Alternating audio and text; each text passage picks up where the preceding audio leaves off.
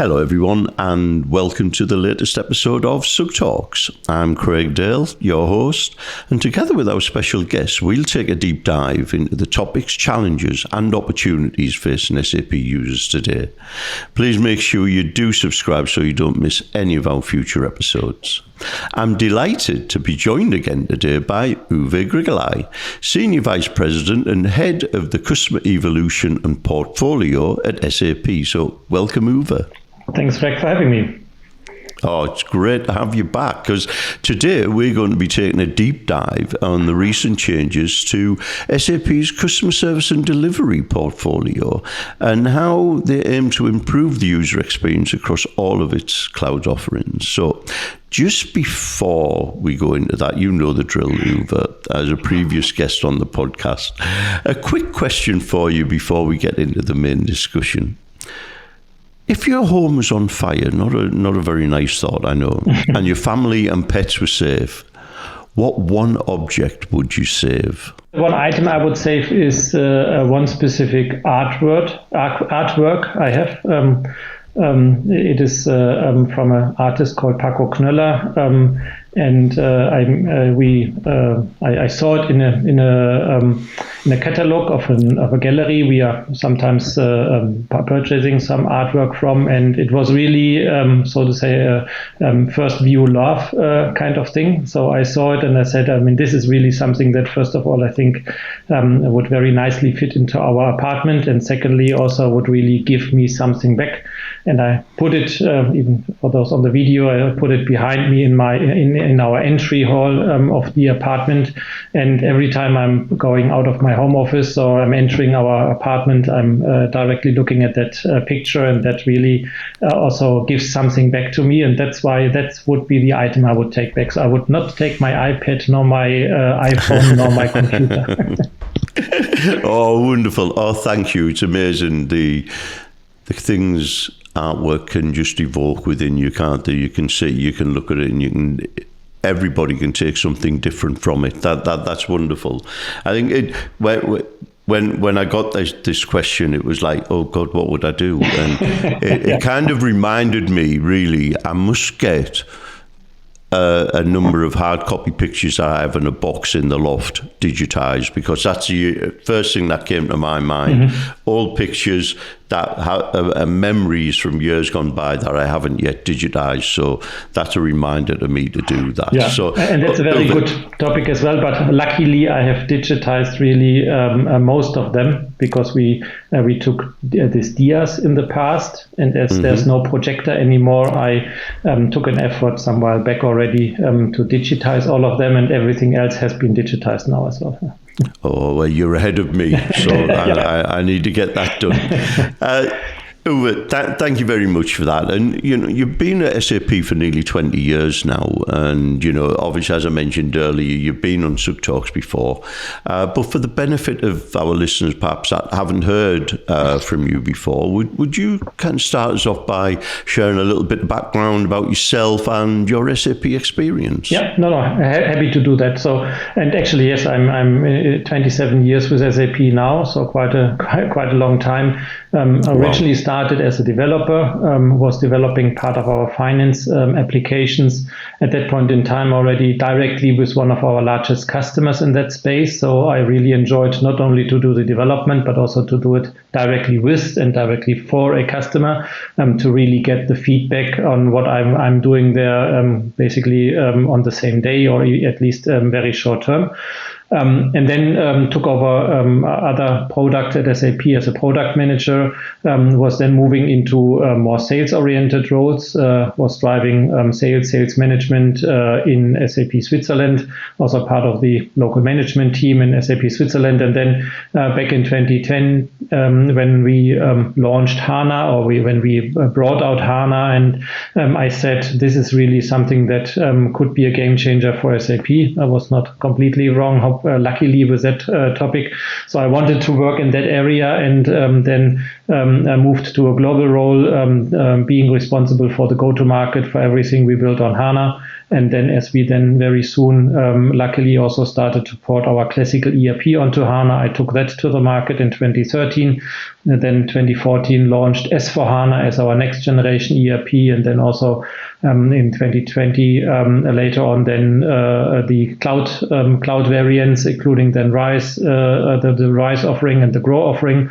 And since nearly 4 years now, I'm running the Customer Evolution program that we talked about initially as well in my title. And since the beginning of this year, I also have a new responsibility in addition to that. And this is the portfolio for our whole service and support offerings. Right? So I'm now really, we will talk about that, of course, a little bit more in detail, but now I'm really responsible to move our customers forward, but also from a service and support portfolio to own those topics, those offerings with which we would like to help our customers on their way there. Oh, thank you. And on that point, obviously your new role sits within the newly created Customer Value Group under Thomas Sauersig.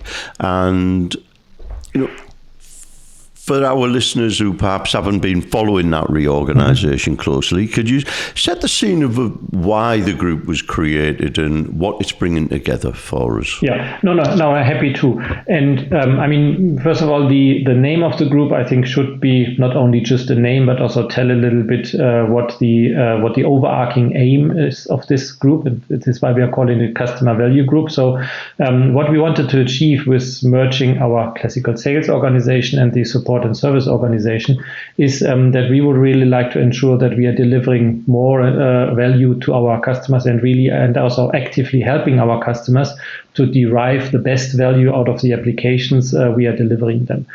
And the reason why we have done this merge is that we are really convinced that in the world of cloud, the difference between the product, the software product I'm delivering to the customer now as a cloud service, and service offerings and support offerings I'm delivering on top, that these two worlds are really belonging to each other, belonging together. Right? It's a little bit different than in the on-premise world where the software product was a product we are selling to the customer and then, so to say, leaving to the customer. They have to implement it, they have to install it, they have to technically operate it. But in the cloud, we are delivering our product, our solution already as a service.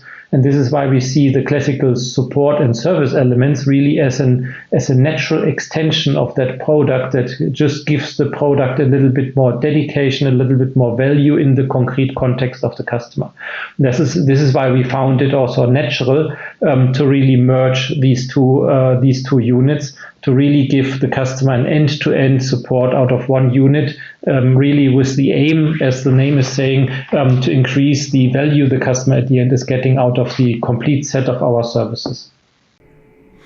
Oh, wow. So, you know, that evolution of service, support, sales, all coming together under one group.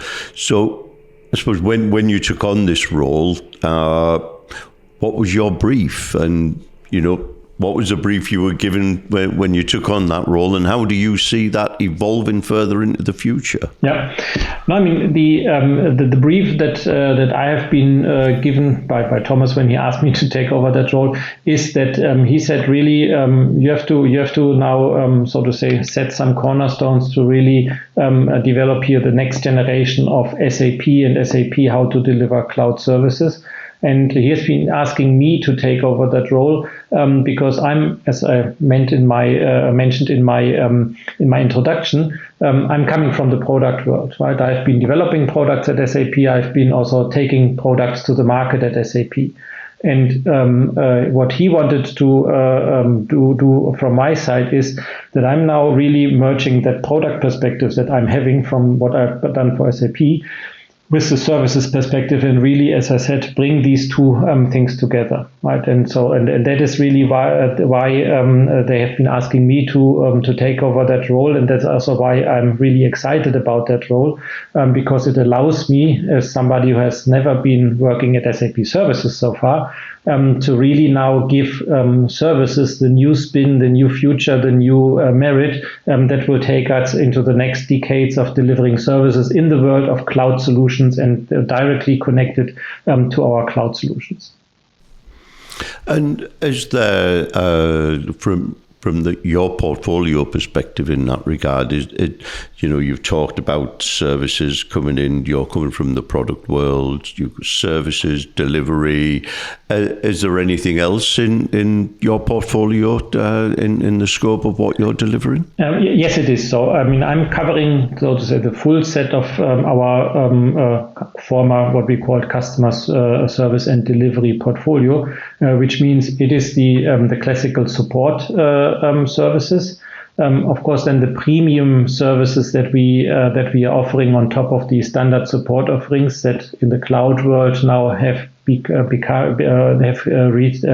got the name success plans, right? So the advanced success plan, the max success plan that is built on top of the foundational success plan. So these are under my responsibility now from an overarching portfolio perspective. But it doesn't end there. It also includes the classical professional services that then also extend to our customer innovation services, the what we were calling custom development in the past. It also extends to our technical and application management services that we are offering, and it even then spans as well into the area of our sovereign cloud offerings. Because especially when we are talking about cloud product solutions, but also when we are talking about additional services that we are delivering to a customer, of course, more and more we have to deliver that services in the context of a secured, dedicated, and very specifically regulated environment, which we are then calling a sovereign cloud environment. And this is why also the sovereign cloud portfolio integrating how it then integrates with all of the other offerings is part of my responsibility as well. So really covering, so to say, the set of all services that we are offering from an SAP side to our customers. Wow. So quite a broad remit then, I think it's safe to say. And so how do you see, so for instance, we're talking about professional services, enterprise cloud services, mentioned sovereign cloud, customer innovation services, etc., and the new success plans. Mm-hmm. How do you see all of these pieces fitting together as one offering for customers rather than being just a set of separate services? Yeah, exactly. And that is maybe if customers are looking today into our portfolio, they are seeing these things as individual elements that all have their own life, their own merit, and of course also their own success. But they have been living quite an individual life. The task that I'm having with my portfolio team is, of course, not to fundamentally change the core elements of these services. So we still think there is something like a professional services needed and also application management services and so on. But the idea is in the overarching portfolio perspective to align these services so that they are building onto each other, that they are extending and complementing each other. Right, so because we would like to avoid duplications, we would like to avoid that services are offering dedicated elements, but something is missing in between. Right, so these two scenarios we would like to avoid, and that is why we are now bringing it all under one umbrella to really ensure that end to end along the life cycle of the customer, looking into our solution, deciding on our solution, then implementing our solution, advancing our solution, and then also, of course, at one point in time, renewing or then extending the solution. So along this whole customer value life cycle, we are then ensuring that our service elements are really nicely fitting into each other, building onto each other, and customers can then select based on their needs and based on the status they are in their internal transformation project. Customers can then select which of these services they would like to call on top of the classical cloud subscription they are having. Right. So because we also think that, of course, when you're looking at the customer implementing mainly one of our core solutions like our cloud ERP solution, of course there is this huge transformation, especially at the beginning when you're moving into that solution. But then if you're more in an operation phase, then of course different things are becoming important, right? And this is why also the kind of services and also the level of services our customers are calling from us will differ along the implementation lifecycle of the solution. Oh, thank you. And I think I think we've seen from you before, you mentioned, the goal of services and the product coming out of one hand. I suppose what you've just explained there is everything coming from that one group, from that one team. Yeah, no, exactly. And this is why also when you will look into that big end of this year, beginning of next year, you will see that what we are delivering with these additional services elements like our advanced and max success plan, but also with the foundational success plan, will become more and more directly an element of our product value proposition as well. Right, because we think it is an integral part of a cloud service that we are delivering some additional services on top that are going above and beyond the classical business continuity services that you're expecting from your support and maintenance, right? So, and that is why we will make sure that we are embedding that more and more directly also into our product value proposition, and as well also into our product development, right? So that the people that are, so to say, classically developing, of course, today with AI support, but that are classically developing our software solutions, that they are also considering what are potential service offerings that we could add to the software product to make it even better, right? So here we really would like to create a complete handshake between these two units that have been, in the past working really a little bit independently. Our development has developed a product, and then our services organization has been starting to think about potential and possible and value-adding services that they can put on top. And these two things now we would like to get together from the get-go. Oh, wonderful. Thank you. If I may, I'd like to maybe just drop into some of the individual elements of the portfolio. So professional services has been a part of SAP for a long time. And, what changes are customers going to see, and perhaps how it's delivered under the new structure? Yeah.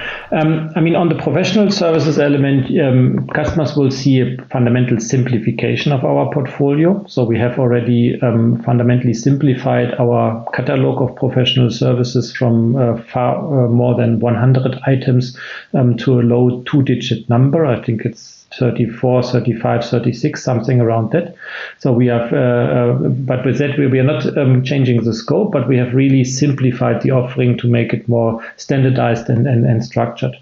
And of course, fundamentally in the professional services area, as we are now moving more and more, of course, to the cloud, customers are seeing that the more and more services are rather services that are helping customers to identify specific elements in the product, and also then to leverage these elements instead of being huge implementation projects, right? Because cloud solutions, especially the more we are moving to public cloud, highly standardized and pre-configured solutions, the classical implementation project will be of least importance and lower importance in the future. But it is rather to really identify capabilities in the solution and then to shortly adopt these capabilities to the own needs, right? And that is how professional services are evolving, and this is why we also can fundamentally simplify them, right? Because the amount of variations that have been triggering these huge amount of catalog entries in the past is of course going down with moving to the cloud solutions. Thank you. And so similarly with enterprise cloud services and the sovereign cloud becoming increasingly important for our members in particular, particularly those with data residency or regulatory requirements. How are these evolving on the portfolio? As the professional services are rather streamlining, of course, you can say, but for a good reason, the sovereign cloud services are rather, so to say, getting more broader and having more and more elements. Because when we are talking about sovereign, then of course we are. What we are seeing is fundamentally in every country, new sovereign rules are being developed and will continue to be developed. Of course, the more capabilities will come out there.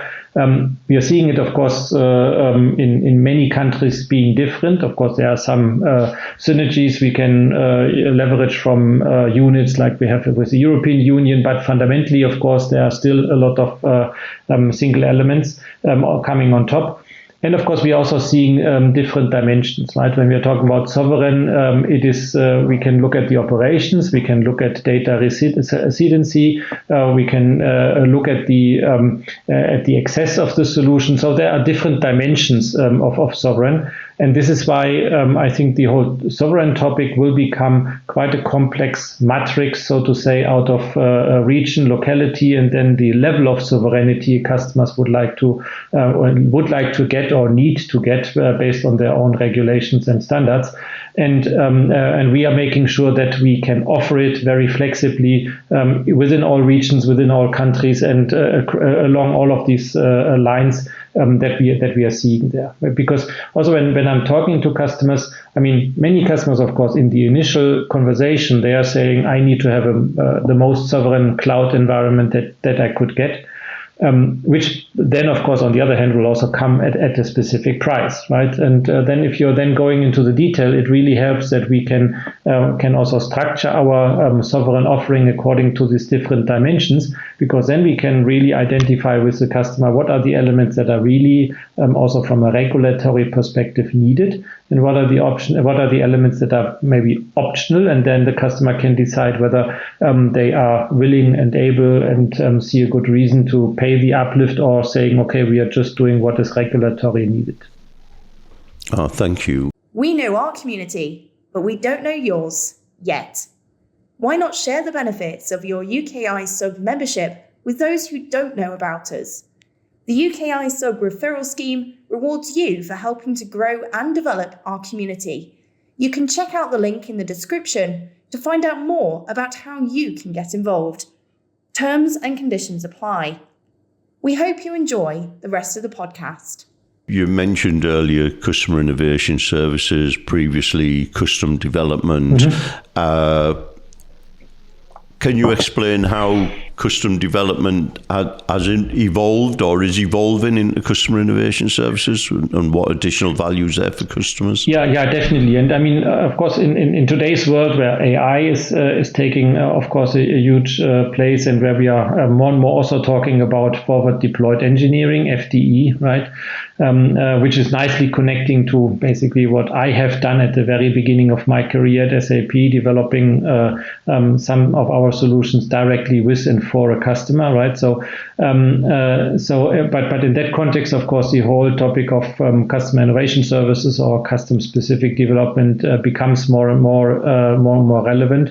And what we are seeing changing there, it is less that so to say core functionality into the solution is being built in these services, but it is rather that, especially now in the new agentic and assistant-controlled world, we are then starting in our customer innovation services together with customers to develop dedicated agents, or then also combine it to dedicated assistants that the customers can really benefit from in their specific industry-oriented scenarios, right? So this is, we are seeing less these services, so to say, closing a functional gap, for which it has been seen fundamentally over the past years mainly, but rather to help customers to really drive modern, innovative AI type of scenarios in their premises. Right?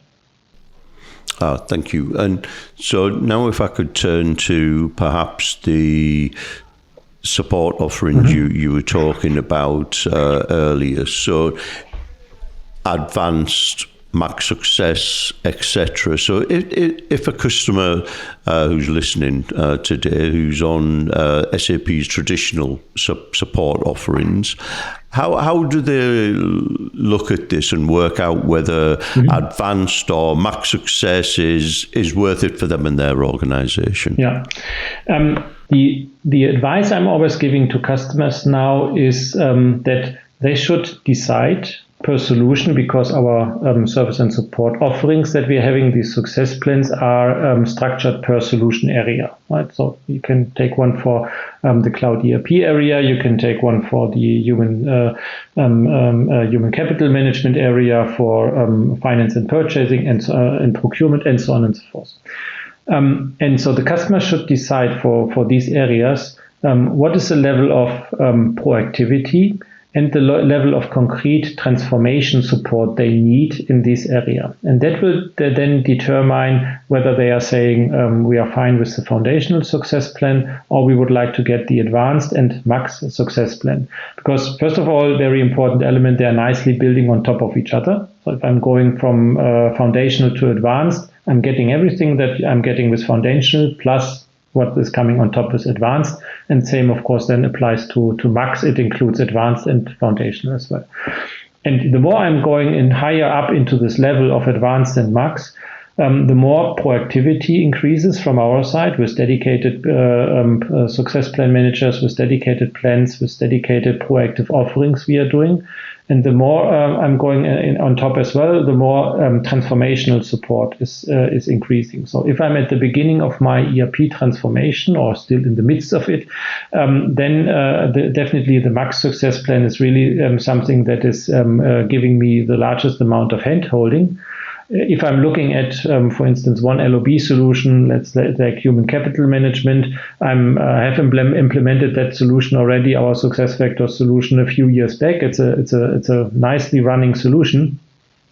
In that context, I most likely will, so to say, rather than be fundamentally completely fine with the advanced success plan that is delivering me improved SLAs, that is delivering me also still some identification, how I can now leverage newest AI capabilities in that solution, but that of course does not help me anymore in any transformation, because I don't have a transformation anymore in that area, right? So that is so these two dimensions, proactivity and a level of transformation support, are for me the best dimensions that are directing which of the support offerings is in my current situation the right one.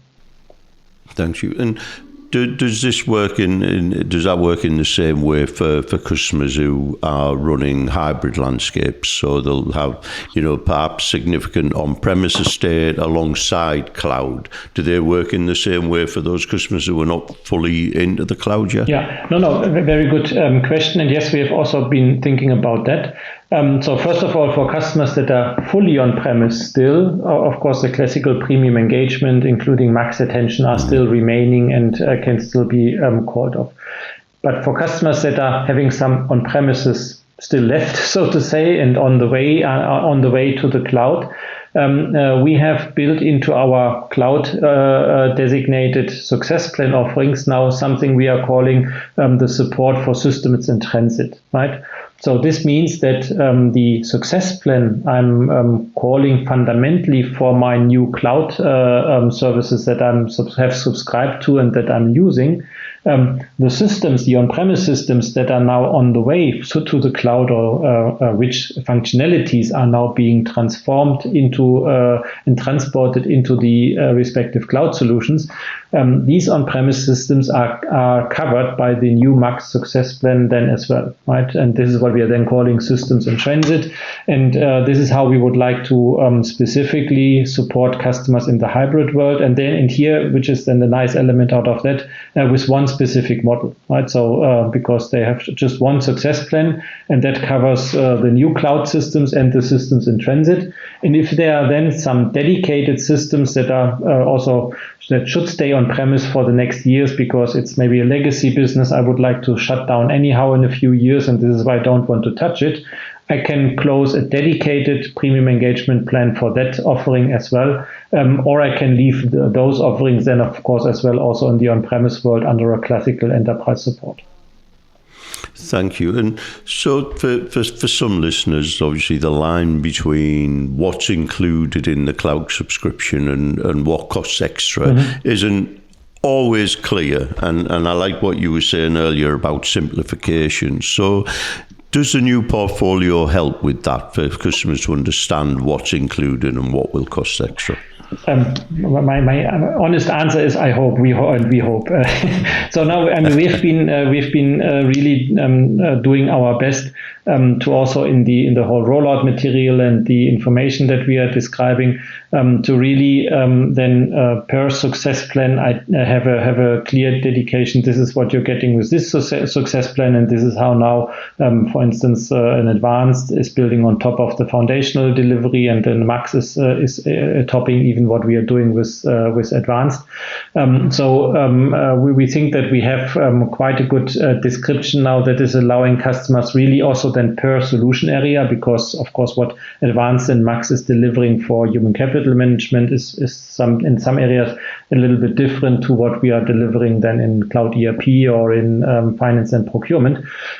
So we have described it along all of these dimensions, and that hopefully then really allows customers to identify what is the right model I would like to take where, right? And when it comes to large customers that are saying, yeah, okay, it's good that I'm having all of these choices, but it's getting too complex for me. We have also an enterprise edition of the Max Success Plan, where especially then the very large customers, so to say, are closing one contract, and that is then serving them across the whole cloud subscriptions they're having with SAP with a unique Max Success Plan coverage, because some of our large customers came to us and said, yes, maybe I would like to have a little bit more here and a little bit less there. But to just decide on it is so complicated because I'm running basically solutions out of nearly all of your cloud areas. I would like to have one plan at a fair price, and then I have the same in every area. So that is a type of agreement we are now offering as well for simplicity for the larger customers. Thank you. And you framed the portfolio as ultimately about supporting customers through transformation, and as you mentioned earlier, that systems in transit, if you like, for a customer that's midway through their cloud journey today, what changes for them in practical terms? Yeah. In very practical terms, they are getting even a person that is, so to say, starting to handhold them and take them through the transformation, right? So, because what you're getting with the advanced and also with the Max Success Plan is really a dedicated plan that we are building with the customer, and of course then also for the customer, to show them which services to consume, because that's also one fundamental difference to a lot of the premium engagements we had in the past, especially in the on-premise world. These were a little bit more reactive engagements, right? So customers had a lot of things they could call off, but nobody was actively pushing or inviting them to really do these call-offs, right? It depended a little bit on the technical quality manager, how proactive they have been, but it was not built into the model. In our success plans now, and advanced and Max, the proactivity is really a built-in part of the engagement, and this is why what for the customer will change. While they have been, so to say, a little bit on their own journey until now with their transformation, from the day on where they have been closing the advanced or the Max Success Plan, we are really then actively, so to say, joining them on their journey and helping them on their journey moving forward, right? And this is why we also think that even a customer that is halfway through or whatever on the transformation journey still can get a lot of benefit for the last mile or last miles out of such a success plan, right? Because we all know that, especially also when it just, so to say, purely goes into the rollout of a solution into specific into all of the regions, that is still a large undertaking. That is still something that needs a lot of best practices, or that can benefit a lot from best practices that we are delivering, and that is exactly what you're getting very proactively with the success plans. Oh, thanks. And where do you see users seeing the biggest impact first, in day-to-day adoption and innovation projects, or somewhere else? What I'm seeing for the users as one of the main benefit really for the end users is that with all of the elements we put into our success plans, we are helping the customers that innovations and new capabilities, also now, of course, with AI, innovative capabilities are being really used, right? So I've been seeing so many projects that went live, even in today's world, but Joule is not being activated yet, right? And that's really a pity, because we have been seeing that, of course, when users are coming now to the new solution, first of all, it's a change for them, right? And human mankind typically does not really like change. With that change, I also need to give them some benefits, some things that are really working nicer, working better. And Joule, of course, could be a very simple element around that, right? Because it gives the people, the users, a different way how to interact with the software, a more flexible way, more interactive way. They can just ask a question and get a number out of it, right?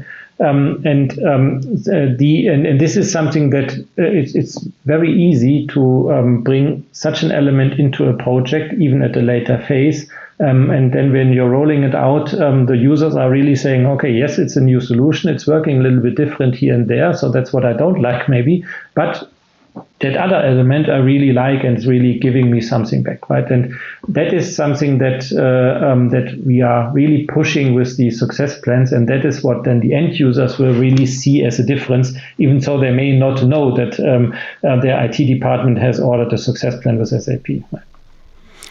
Thank you. And, as we come towards a close now, you've mentioned lots of different value areas here for customers. So from that perspective, I really like the simplification, as I mentioned earlier. I also like what you talked about there about the hand-holding through transformation. As you know, previously, customers have had frustration of multiple SAP contracts. I really do like that hand-holding piece. Mm-hmm. So just in closing, is there anything that you feel customers need to do now to see the benefits of these new plans? Of course, if I would split it into, so to say, two parts at our customers, right? So when I'm talking about, so to say, the classical IT department, the COEs that we are traditionally working with, what I'm really encouraging these areas to do is really make yourself familiar with this offering. Really read through it. There's a lot of enablement material because it really, in many areas, shows a different face of SAP as well, and it really has so many additional elements that it's really making sense to look into that, right? And for the end users, I'm really also encouraging them to look into some demos and videos that we are showing, because for the end users, it's less important whether this is now something that is coming out of the solution, out of the success plan, or out of something else, right? For the end users, it is really important to get inspiration, right? Because in today's world, with generative AI, with the agents that we are building out of it, with the assistants that are orchestrating agents, there are so many things possible in our software today that people, and even myself being in that business for quite some time, sometimes don't even think of. Right, so sometimes you think, okay, that would be great if software could do that, but I don't expect that it is ever doing it, because I'm used how software has been over the past 20 years. But this is now can be so fundamentally different that I'm really encouraging the end users to look into some innovative scenarios that we are having on our videos. Of course, accepting that some of this is something that in a full-fledged will only be available a little bit with the next releases. But what it hopefully will give then these people is really an idea, an ideation, a kickstart on, okay, what is it that I could do from my side with leveraging the SAP software in my environment that is then really fundamentally improving the way how we as a company then can serve our end customers, right? So this is the two groups I would differentiate there, because I don't expect that the end users will learn and should know about our success plans, our offerings. They should really look at the solutions and get the ideation there. And then the COEs and the IT departments, they can then, with our success plans, really ensure that this is transported in the most easy and fastest way possible to the end users. Thank you. And where's the quickest way or for customers to get more information? The easiest way is our support portal, right? support.sap.com, where we are having all of that information on the success plans, and on the individual LOB solutions. It is at sap.com where we are presenting our product. And I'm also, of course, inviting also business users all the way down. I mean, we had just Sapphires being back there. But we have also our LOB Connect, Cloud LOB Connect events, and I'm really inviting business users to more and more try to go to those events as well, because it's giving them a lot of inspiration for how to use our software. Uwe, thank you. Thank you so much for your time, and thank you for your insights. Really do appreciate you joining us today. Yeah, thanks for having me again, and always happy to join you on your SUGTalks. Yeah. It's our pleasure. Thank you. And thank you for listening. We hope you enjoyed the conversation and found it valuable. So please make sure you do subscribe so you don't miss any of our future episodes. And until the next time, stay safe, stay well, and stay curious.